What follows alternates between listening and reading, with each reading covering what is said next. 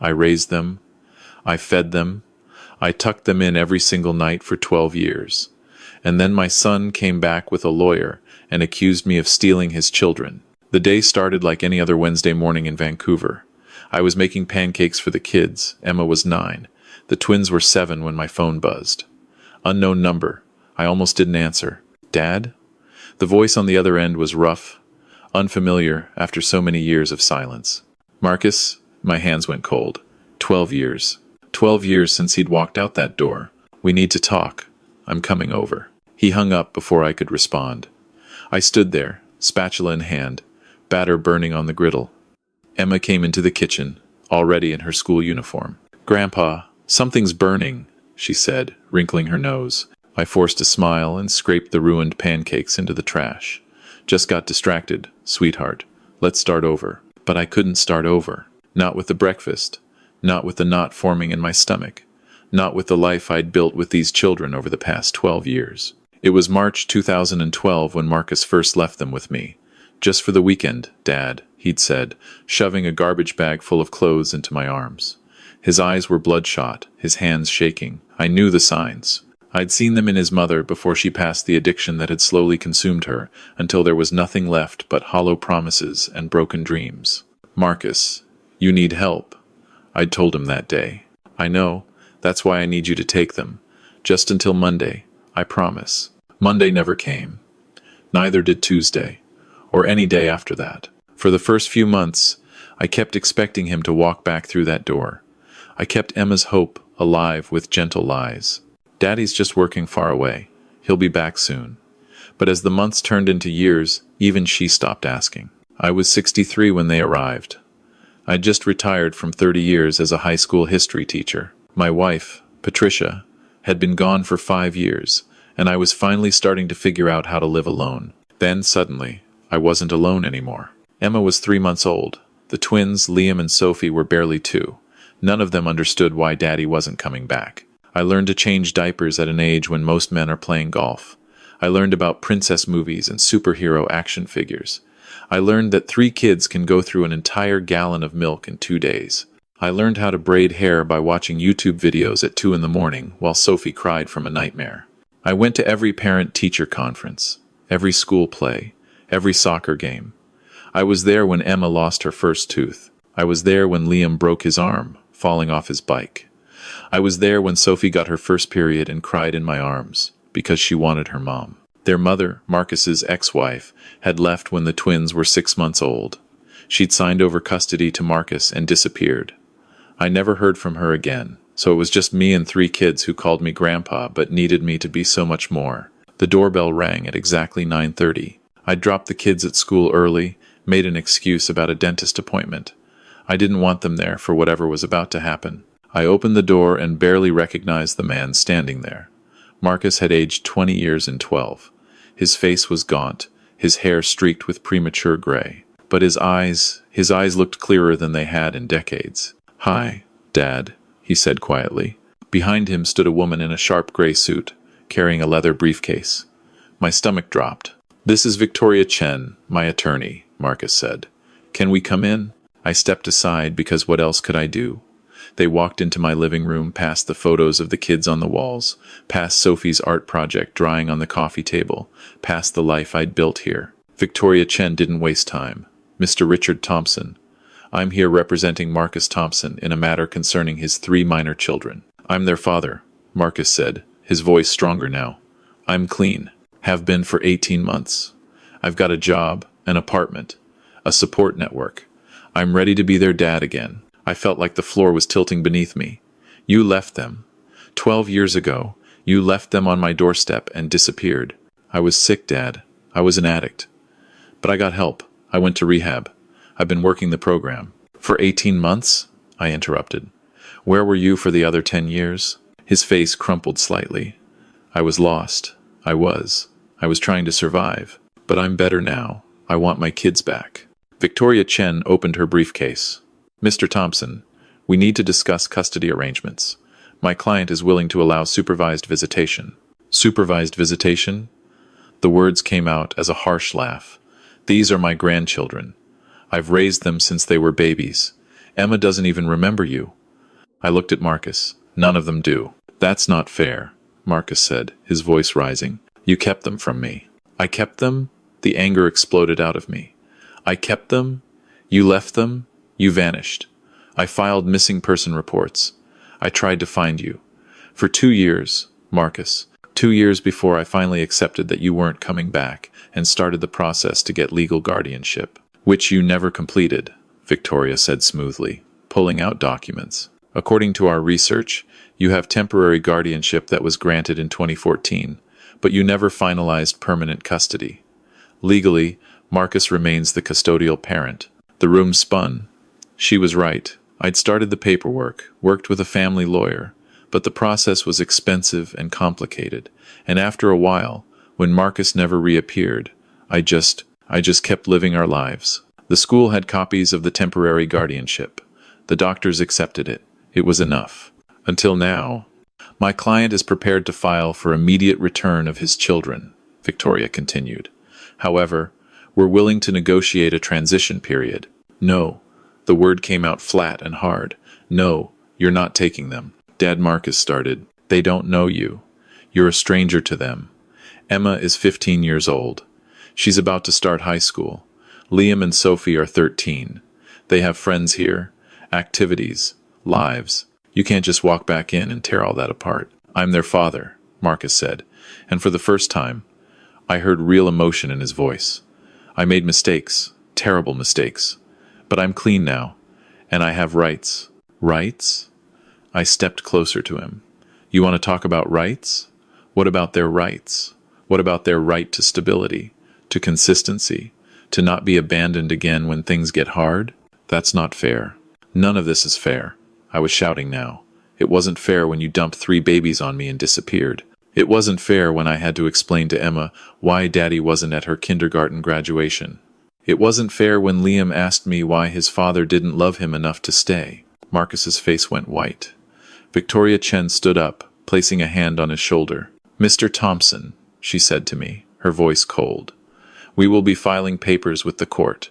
You have 1 week to prepare the children for transition to their father's care. If you refuse, we'll have no choice but to pursue legal action, including possible charges of custodial interference. Custodial interference?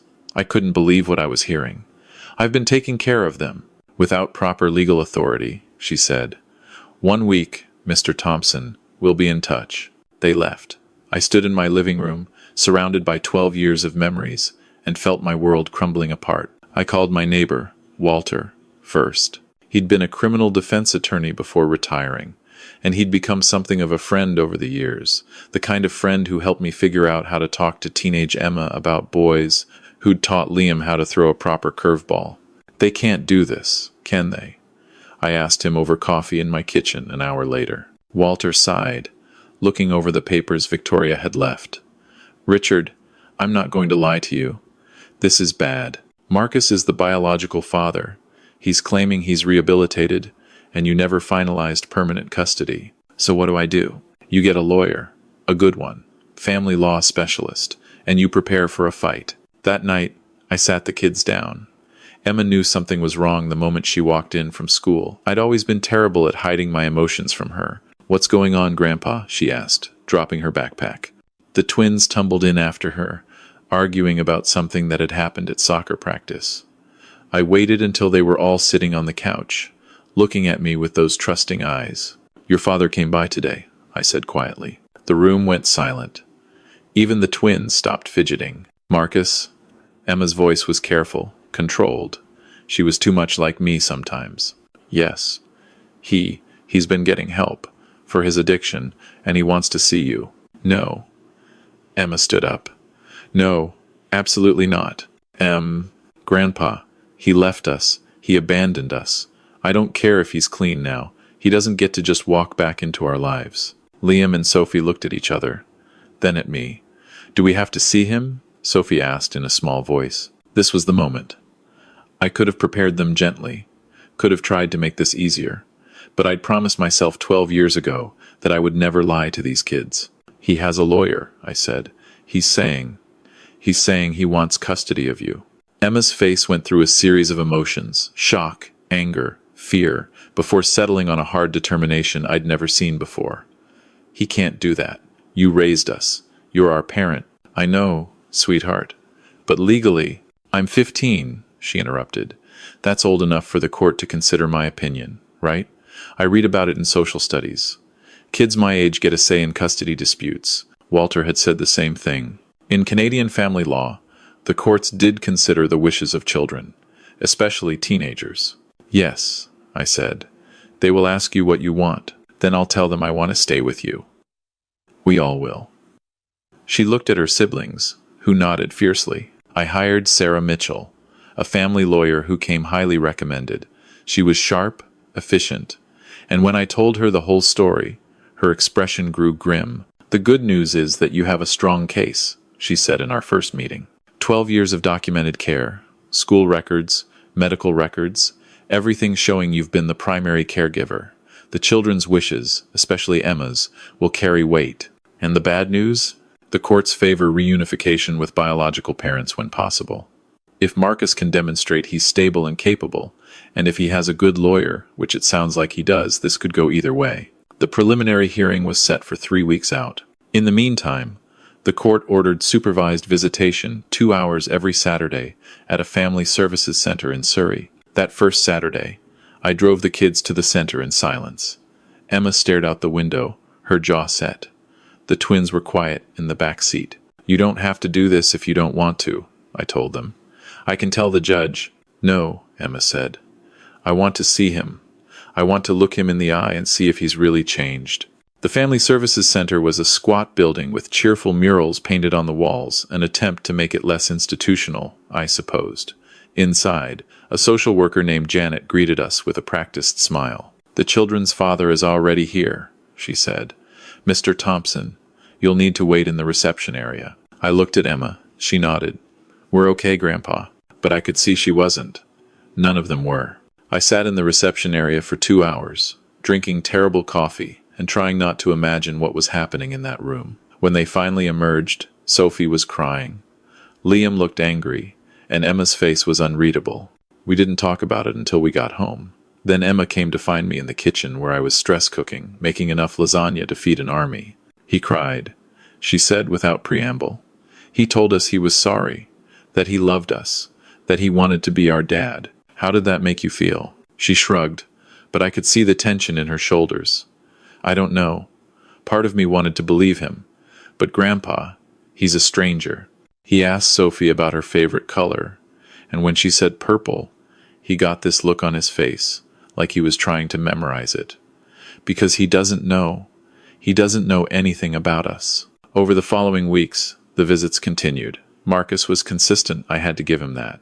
He showed up every Saturday, on time, with activities planned. He brought gifts, tasteful ones, not the bribe your kids back kind. He was trying. But trying wasn't the same as knowing. He didn't know that Liam was allergic to strawberries. He didn't know that Sophie had nightmares about house fires and couldn't watch certain movies. He didn't know that Emma stress cleaned her room when she was anxious. I knew all of this because I'd been there. I'd been there for every moment of the past 12 years. The court date approached. Sarah prepared me for testimony, warning me that Victoria Chen was good at her job and would try to paint me as an elderly man unable to cope with teenage children. She'll probably bring up your age, Sarah said. Try to suggest the kids need younger, more energetic parents. I'm 75, not dead, I muttered. I know, but be prepared for her to twist that. The night before the hearing, I couldn't sleep. I got up at 3 a.m. and found Emma in the kitchen, also unable to sleep. Grandpa, she said, what happens if we lose? I wanted to promise her we wouldn't. I wanted to promise her everything would be okay. But I'd never lied to her, and I wasn't going to start now. Then we fight as hard as we can to make sure the transition is gradual. We make sure you still see each other. We make sure, that's not what I mean. She looked at me with eyes too old for 15. What happens to you if we leave? The question hit me like a punch to the chest. Oh, sweetheart, you built your whole life around us. What do you do if we're gone? I pulled her into a hug. This girl who'd gone from a 3-month-old baby to a young woman in what felt like a heartbeat. I'll be okay. I'll always be okay as long as I know you three are safe and loved. She cried then, and so did I. The courtroom was smaller than I expected. Judge Patricia Donovan, no relation to my late wife, was a stern-looking woman in her 50s who'd been on the family court bench for over 20 years. Marcus sat at one table with Victoria Chen. I sat at another with Sarah. The kids weren't in the courtroom, yet they'd be brought in later to give their testimony. Victoria Chen went first, painting a picture of a reformed man who'd battled addiction and won. She brought in testimony from Marcus's sponsor, his therapist, his employer. She showed records of his 18 months of sobriety, his steady job as a construction foreman, his 2-bedroom apartment in Burnaby. My client has done everything society asks of people in recovery, she said. He's taken responsibility for his past actions. He's built a stable life, and now he's asking for the chance to be a father to his children. Children who, I might add, have been kept from him by a man who never properly finalized custody. When it was Sarah's turn, she systematically laid out my case. 12 years of school records, showing I'd attended every parent-teacher conference. Medical records showing I'd taken the kids to every appointment. Character witnesses Walter, their teachers, their soccer coach, our family doctor, all testifying to the stable, loving home I'd provided. Mr. Richard Thompson didn't choose this role, Sarah said. It was thrust upon him when his son abandoned 3 infant children on his doorstep, but he rose to the challenge. He became not just their grandfather, but their father, their mother, their entire world. He sacrificed his retirement, his freedom, his own life plans to give these children the stability and love they deserved. Then came my testimony. Victoria Chen was brutal. Mr. Thompson, you're 75 years old, correct? Yes. And you're raising 3 teenagers. Don't you find that exhausting? Sometimes. Parenting is exhausting at any age. Have you considered what will happen as the children get older, as they become more independent? Can you keep up with them? I've kept up with them for 12 years. But you're not getting any younger. Emma will be driving soon. The twins will be in high school. Don't they deserve a younger, more energetic parent? They deserve a parent who loves them and has been there for them. Age doesn't determine that. You never finalized custody. Why not? I hesitated. The temporary guardianship was working. The process was expensive, and Marcus had disappeared. You didn't think he'd come back? She pounced on it. So you just assumed you could keep his children indefinitely without proper legal authority? That's not what I said. But that's what happened, isn't it? You had no legal right to keep those children once the temporary guardianship expired. Sarah objected, but the damage was done. Then Marcus testified. He was good, I had to admit it. He spoke honestly about his addiction, his failures, his recovery. He cried when he talked about missing his children's lives. I know I can never get those years back, he said. But I want to be there for the years ahead. I want to take Emma to get her driver's license. I want to watch the twins play soccer. I want to be their dad. Finally, the judge called the children in. Emma went first, and I watched through the courtroom window as she sat in the judge's chambers, speaking with Judge Donovan privately. When she came out 30 minutes later, her face was pale but determined. Liam and Sophie went in together, holding hands. What did you tell her? I whispered to Emma. The truth, she whispered back. The judge took a week to make her decision. Those 7 days were the longest of my life. I went through the motions, made meals, drove carpool, helped with homework, but inside, I was preparing myself for the worst. When the call came from Sarah, I answered on the first ring. Richard, she said, and I could hear something in her voice I couldn't identify. Judge Donovan has made her ruling. We filed back into that courtroom. The kids sat behind me this time. I could feel Emma's hand on my shoulder. Judge Donovan looked at all of us over her reading glasses. This has been one of the most difficult cases I've presided over in my career, she began. I've heard compelling testimony from both sides. Mr. Marcus Thompson has demonstrated genuine recovery and a sincere desire to parent his children. Mr. Richard Thompson has demonstrated 12 years of consistent, loving care. My heart was pounding so hard I thought everyone could hear it. However, the judge continued, this court must consider the best interests of the children. And after hearing testimony from Emma, Liam, and Sophie children, who clearly articulated their wishes, and after reviewing the extensive documentation of Mr. Richard Thompson's care, I am ruling in favor of maintaining the current custody arrangement. I couldn't breathe. Sarah grabbed my arm. Marcus Thompson will be granted supervised visitation, increasing to unsupervised visitation after 6 months, assuming compliance with all recovery programs. However, primary custody will remain with Richard Thompson. Furthermore, I am ordering that the permanent guardianship papers be finalized within 60 days. Behind me, I heard Emma's sob of relief. Judge Donovan wasn't finished. I want to be clear about my reasoning. This court recognizes Mr. Marcus Thompson's recovery and commends him for it. But recovery is not the same as proven stability. These children have endured one abandonment already. This court will not risk another by forcing them into a situation they are clearly not ready for. She looked directly at Marcus. Mr. Thompson, you have an opportunity here. Not to be their custodial parent, but to be their father.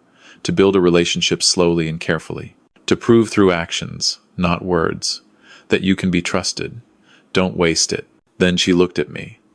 And Mr. Richard Thompson, these children chose you, but they also need to have the opportunity to know their father if he continues to demonstrate stability. Do not stand in the way of that. The gavel came down. In the hallway outside the courtroom, Marcus stopped me. His eyes were red, but he wasn't angry. He just looked sad. I'm sorry, Dad, he said quietly, for all of it, for leaving them with you, for disappearing, for trying to take them back before they were ready. I looked at this man who was my son, who I'd raised and lost and couldn't seem to find again. They're good kids, Marcus. You should be proud of them. I am. And I know that's because of you. We stood there in that courthouse hallway, two men who'd both tried to do right by three children in very different ways. The judge said visitation. I finally said, that doesn't have to be in some sterile center. You could come to the house, have dinner with us sometimes, if you want. His face transformed. Really? Really? But Marcus, if you mess up again, if you hurt them again, I won't, he said firmly. I promise you, Dad, I won't. I wanted to believe him. For the kid's sake, I needed to believe him. That night, we had what Emma called a family meeting, something we'd started doing when she turned 13 and decided we needed more formal communication. So, what happens now? Liam asked. Now we keep living our lives, I said. You go to school, you play soccer, Emma learns to drive, and makes me a nervous wreck. Grandpa. And your father gets to be part of it, slowly, if he can handle it. And if he can't? Sophie asked quietly. Then we'll deal with that together, like we always do. Emma looked at me across the table. Did you mean it? About him coming here for dinner? Yes.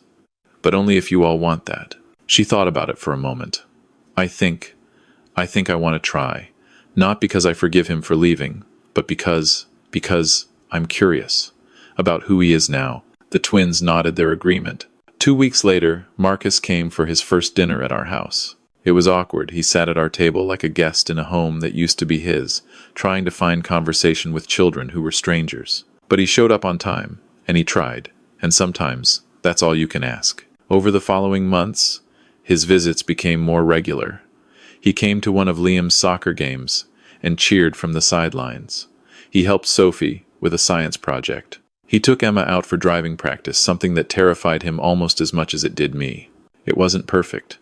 There were moments when old resentment surfaced, when the kids pulled back, when Marcus's apologies felt hollow against 12 years of absence. But slowly, carefully, they were building something.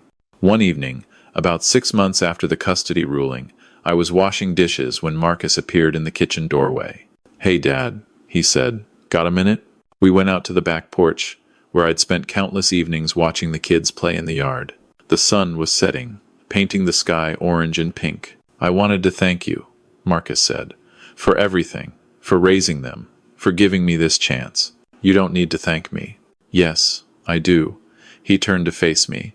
I know I can never make up for what I did, for leaving them, for putting you in this position, but I'm trying, and I need you to know that I see what you did, what you sacrificed. You gave up your retirement, your freedom, your whole life, for my kids. That's not something I can ever repay. I thought about the last 12 years, the sleepless nights with crying babies, the exhausting toddler years, the challenging school years, the current tumultuous teenage years.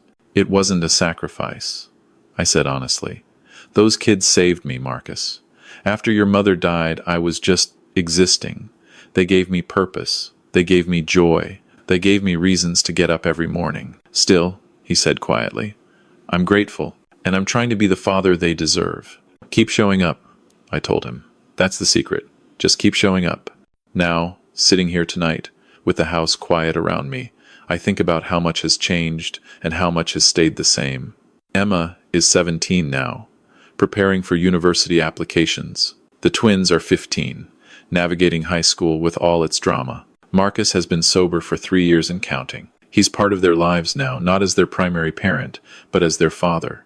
He takes them for weekends sometimes. He video calls on weeknights to check in on homework. He's building the relationship that should have existed all along. And me?